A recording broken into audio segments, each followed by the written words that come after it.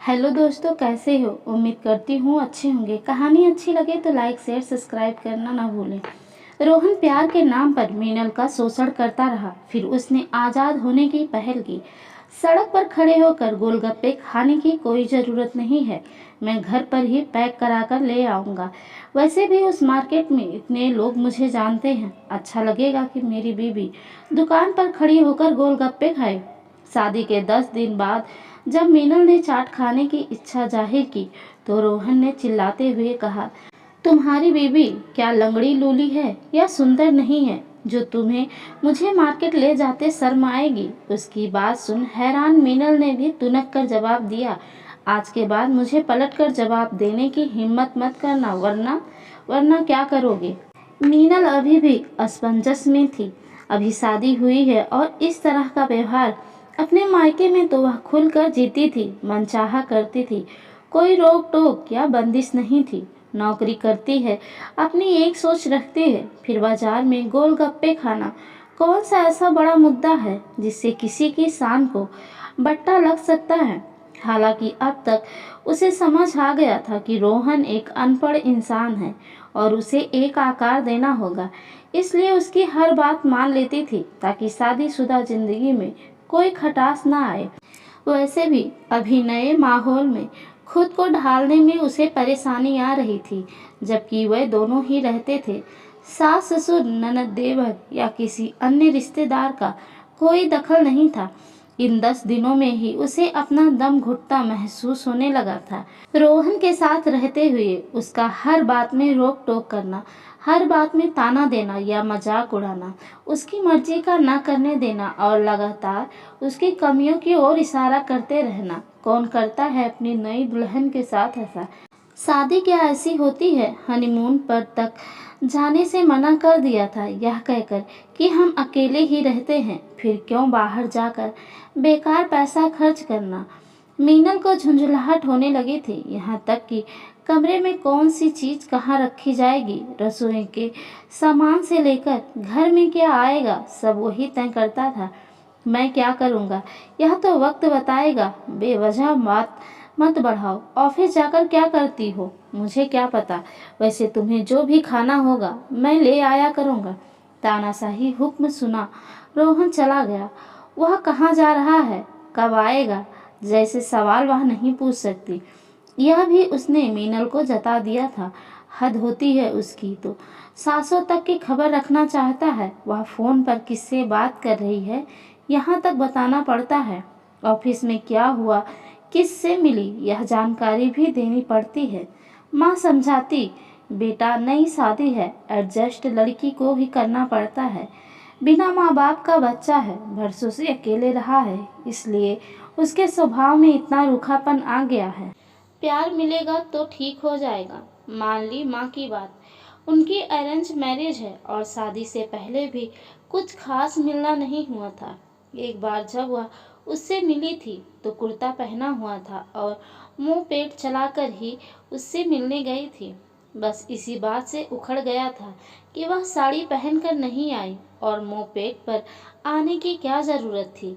शादी करवाने वाले अंकल ने किसी तरह तब बात संभाली थी, पर मीनल ने साफ कह दिया था कि वह उससे नहीं मिलेंगी। ठीक है कि धीरे धीरे वह उससे अच्छा लगने लगा है, प्यार भी करना चाहती है उससे, लेकिन वह कैक्टस की तरह कांटे चुभो देता है।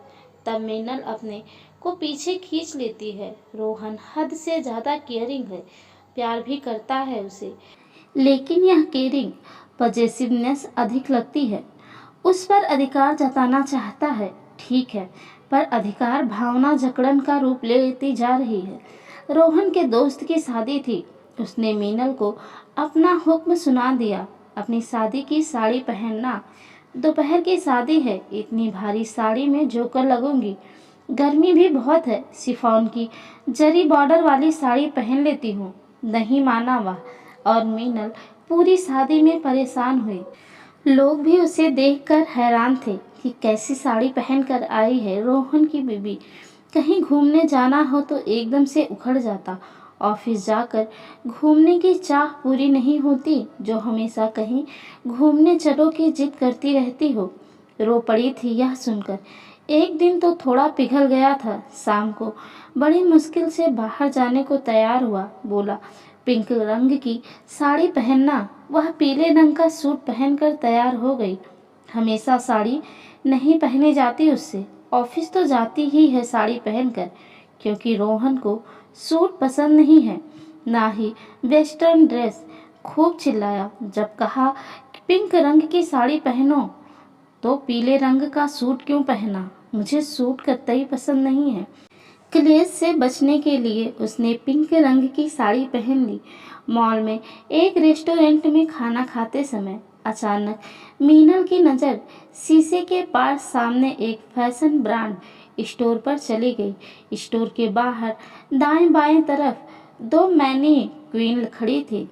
क्या हुआ, खाना पसंद नहीं आया? खा क्यों नहीं रही? खाना नहीं था तो फिजूल पैसे बर्बाद क्यों करवाए? रोहन ने पूछा। बेशक धीमे स्वर में था, पर आवाज़ से गुस्सा साफ झलक रहा था। तुम्हारे नखरे उठाना मेरे बस में नहीं। इतने महंगे रेस्तरां में लाया हूँ, पर फिर भी मैडम को खाना पसंद नहीं आ रहा। खाना ठीक है, अच्छा बुरा, स्वाद बेस्वाद, यह सब नहीं सोचती मैं अब। तुम जो ऑर्डर करते हो वही खा लेती हूँ। तो तुम चाहती हो कि तुमसे पूछकर ऑर्डर किया करो? रोहित की आंखें लाल हो गई थी। अगर वे रेस्तरां में ना बैठे होते तो जरूर चिल्ला ही पड़ता। फिलहाल मैं सामने स्टोर में लगी उन दो मैनीक्वीन को देख रही थी। उन्हें देखकर तुम्हारे मन में कुछ विचार आ रहा है क्या? क्या बकवास है, क्यों कुछ विचार आएगा? दो बेजान पुतले हैं, पर किस्मत देखो, हर दिन या हर कुछ घंटे बाद उन्हें नए कपड़ों से सजाया जाता है। जो पहना दो वही पहनने को मजबूर। उनकी अपनी पसंद नापसंद कुछ नहीं है। सच कहा, बेजान पुतले हैं, without having any choice. Meenal की बात सुन रोहन का लगा कि इसका दिमाग खराब हो गया है। धीरे धीरे रोज किसी न किसी बात पर उनकी बहस होने लगी। रोहन के अंदर बहुत ही खुरदुरापन था। एक जिद कि जो वह कहे, जैसा कहे वही हो। यहाँ तक कि खाना भी मीनल को उससे पूछकर बनाना पड़ता था, वरना वह खाता नहीं था।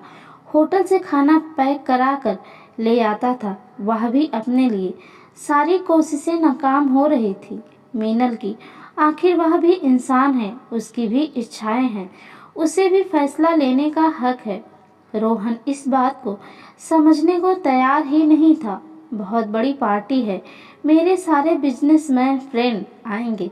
अच्छे से तैयार होना, डायमंड ज्वेलरी और बैगनी रंग की कांजीवरम साड़ी पहनना, बालों का जूड़ा बनाना, खुले बाल मत रखना। बहुत ज़्यादा फैशन करने की ज़रूरत नहीं है, लेकिन सबसे बेस्ट लगना है तुम्हें। मेरे दायरे में सबसे पढ़ी लिखी और स्मार्ट बीवी तुम ही हो। वह लगातार हिदायत दे रहा था। फट पड़ी मीनल। मैं हाड़ मांस की इंसान हूँ, कोई मैनीक्वीन नहीं जिसे तुम जैसे चाहो सजा संवार लो, जैसा चाहो खड़ा कर दो, जहाँ चाहे खड़ा कर दो। मेरा अपना वजूद है, सोच है, मन है, मुझे नहीं जाना कहीं। तुम्हें जो करना है कर लो। मीनल रो रही थी, लेकिन एक अजीब सी दृढ़ता उसके चेहरे पर छाई हुई थी। रोहन चुप खड़ा उसे देखता रहा। उसे आगे बढ़कर छूने तक की उसकी हिम्मत नहीं हो रही थी। फिर कार की चाबी उठाकर वह बाहर निकल गया। कहानी अच्छी लगी हो तो लाइक शेयर सब्सक्राइब करना ना भूलें। आप सबका बहुत बहुत धन्यवाद।